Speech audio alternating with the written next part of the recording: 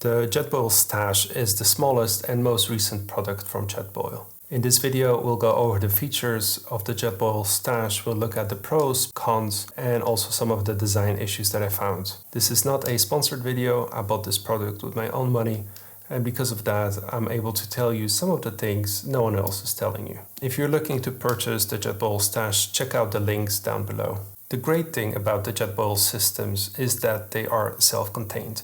This means everything you need sits in the pot. Let's have a look at what you get when you buy the Jetboil Stash. There's the pot, it has a handle, it has a lid, there's room for a gas canister in here. The gas canister is not included. It does come with a dummy, we'll look at it later. There's a small pouch, there's the burner, and it also has a stand that you can use for your gas canister to elevate it off the ground and help to keep it clean. So the Jetboil Stash falls in the fast and light product series of the Jetboil lineup. Just like its big brother, the Stash is best used for boiling water. Shape-wise, it is more comparable to the Minimo because it's short and wide. It has the same capacity as the smaller version of the popular Jetboil Flash. It's called the Zip. It's also 0.8 liters, but this one is 40% lighter. So let's have a look at the individual components. Let's start with the pot. This is made out of hard anodized aluminum. It is not made out of titanium. It has a 0.8 liter capacity, which is over 26 ounces. It has a wide shape, which helps to spread out the heat and lowers the center of gravity, so it sits better on top of the stove. At the bottom, there's a FluxRing, just like on the other Jetboil system. This helps to make the Jetboil more fuel efficient and achieve faster boil times by spreading out the heat. Compared to the other Jetboil systems, it does not have a locking mechanism, so it just rests on top of the stove. The handle feels quite sturdy and well attached. It is rubberized to help and protect your hands from burning as well. And you need to squeeze it with both fingers, and this is not a very smooth operation, which is a good thing in this case because you don't want to do that accidentally. To keep things more minimalistic, it no longer comes with a cup that was previously used as a measuring cup but could also be used for drinking coffee or tea. So another thing the Jetboil Stash no longer has is a cozy. So a cozy is a bit of neoprene material wrapped around the pot, and it had multiple purposes. First of all, it would help to keep the heat inside of the pot. It would also protect your hands if you wanted to grab the pot. But because the pot still could get very hot, there was still this handle on the side. This was a very nice feature, although less durable in my opinion, because if you can see here, it did get burned just from unstable gas. So we no longer have a cozy on the Jetboil Stash, and the handle feels like a good replacement, and I think it also gives you a bit more control when pouring water. So now let's have a look at the lid. This is an idea that Jetboil has utilized before. In one of the previous models you were able to store the grip inside of the lid as well. Now they've moved one step further, and you can clip your gas canister in here to prevent it from rattling around. There's even some extra space that you can utilize to store your lighter, and if you put it towards the edge, it actually won't move. So let's have a closer look at the lid. It has two openings. There's the pouring lip, and there's an additional opening in the center, which helps to relieve some of the air pressure when you're pouring water. And also you can use some of the existing accessories. We'll talk about that in a minute.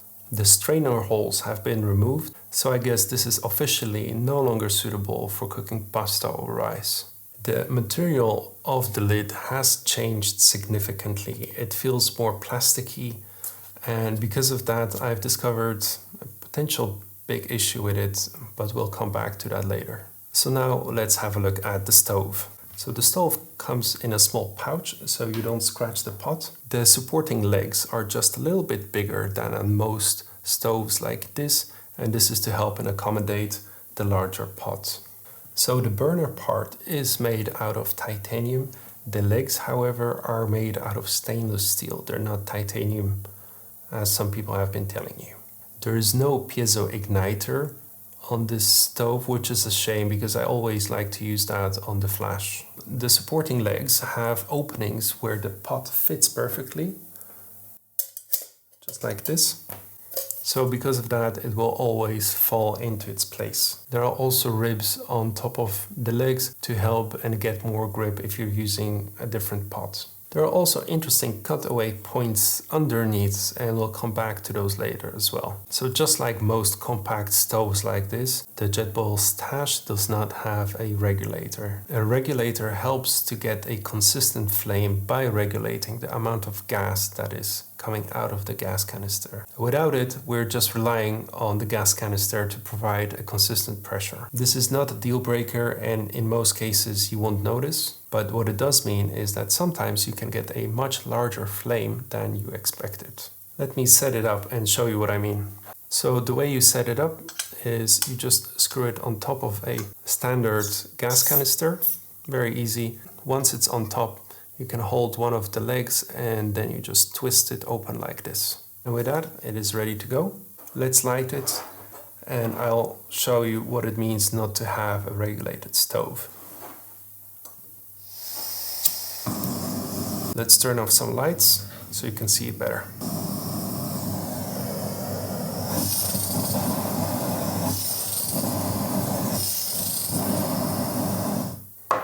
Alright, don't try this at home. So what I just did is I just tilted the gas canister, which increased the amount of pressure and the gas coming out of the stove. Since it's not being regulated by the stove, it will just travel through the valves and get to the flame. Again, not a deal breaker, but sometimes, especially in colder temperatures, you can suddenly get a much larger flame when you don't expect it. So you just need to be careful if you are cooking inside of a tent or something like that. So now let's have a quick look at the weight of the components. Jetboil says that everything together, excluding the fuel stabilizer, this orange thing here, should be 200 grams. The pot is 129 grams. We'll add the stove to it, 189, so we only have 11 grams to go. We'll add the lid and we're at 205 grams. Adding the pouch, you do want to use this so you don't scratch your pot. So that's 212 grams. And with the pot support that you also might want to use, we're then at 238 grams. So overall 12 grams over the specified weight. So weight is of course only one aspect of the puzzle. When considering a cooking system, you should also look at the fuel efficiency, because you can have a very, very light stove and a very light pot. But if it's not fuel efficient, that means you'll need to carry more fuel, which will also increase the weights in your pack. So now let's have a quick look at some of the Jetboil accessories that you could use. So the opening in the lid was for the coffee press. You can use the same coffee press that Jetboil produced originally for the Minimo. You should get the coffee press Grande. And then there's the hanging kit. So that's what those openings at the bottom here were for. So you could use this with a hanging kit. Technically possible, although not recommended, even not by Jetboil themselves. The burner would be secured, but the top sitting on top would not be secured and could still fall off in a situation like that. So if you haven't seen it before, I'll show a picture of what a hanging kit is, and it is used mostly by climbers. So let's have a look at some of the pros and cons of the Jetboil Stash compared to its predecessors. An obvious pro would be the size and weight. It is much smaller than anything else that Jetboil has produced, although this pot is wider, so for those of us that like to carry it in the side pocket of the backpack, this might no longer fit. So the burner does not have a regulator. Again, not a big deal. I'm not sure if we can call that a con, because it wouldn't really fit in this system. It would add some significant weight to the burner, and that's not what we want. If you want that, check out Jetboil Minimo. So it also no longer has a locking mechanism. So it means that the pot just rests on top. With that, it is less stable, but at the same time, it means you can more easily operate it with one hand. So compared to the flash, the distance between the flame and the burner seems to be slightly bigger, and there's less wind protection, which in some conditions could make it less fuel efficient. No longer having a cozy, I think it's a good thing. I do like this handle. Okay, so let's see how well we can control the flame on this. And for that, let's turn off the lights again.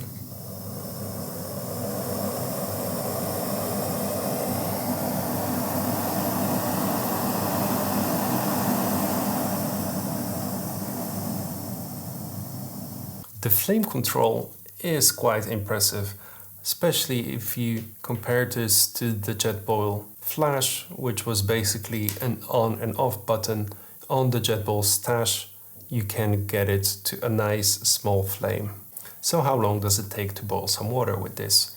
Under optimal conditions, you can boil 0.8 liters of water, which is the full capacity of this, in 2.5 minutes. As you get less fuel in the gas canister as you use it, that will go down, and this also of course depends on the temperature both of the air and of the water, and sometimes also on elevation. So as you use more and more fuel, there's a bit less pressure in the gas canister, and the average boil time according to Jetboil is 2.5 minutes for half a liter of water. So this is comparable to the performance of the Jetboil Flash. I haven't yet tested both of them outside in high winds, but I have a feeling that the Flash will be more fuel efficient just because it's a little bit more protected from the wind. In terms of fuel economy, Jetboil claims that you will be able to boil 12 liters of water using 100 grams fuel canister, and for the Jetboil Flash that was 10 liters. So now to some of the issues that I found with this product, and it mainly has to do with the lid and the way that they've changed the materials. So this feels more plasticky. It's no longer soft silicone that they used on the Jetboil Flash. And I'm not sure if I'll be able to show this on camera, but it is just thinner, which means it doesn't hug the pot as much as the Flash did before. So what is the actual issue?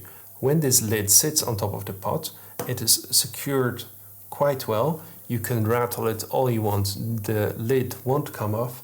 However, after you've boiled water, the material becomes a little bit softer, and with that it does not sit on top of the lid as well. So what happens when you're pouring water, if you tip it over too much, the lid will just drop off. And this is something you really need to keep in mind, because you don't want to spill hot water all over yourself or someone else. So let's have a quick look at pricing and packaging. So I guess just like with all ultralight hiking gear, the smaller something is, the more expensive it gets. So the list price for the Jetboil Stash in the US is $129. The price in Europe is for some reason much higher, and it is now €169, which is almost $200. And as much as I like it, I do think it is quite expensive in Europe. $129, I think it's reasonable compared to the other products. And before you go, there's one more thing. Guys, please do not refill those gas canisters. They are not made to be refilled. Someone, I'm not gonna say who, made a video on YouTube suggesting that they could be refilled with a special adapter shipped from China, but the gas canisters are not made for that. They're very thin, and just because it was okay once doesn't mean it is safe. So please stop doing that. You're not saving that much money. So with that said, thanks so much for watching. I hope you found this video useful. And if you want to support this channel, consider subscribing, liking this video, and if you want to purchase this product, check out the links in the description.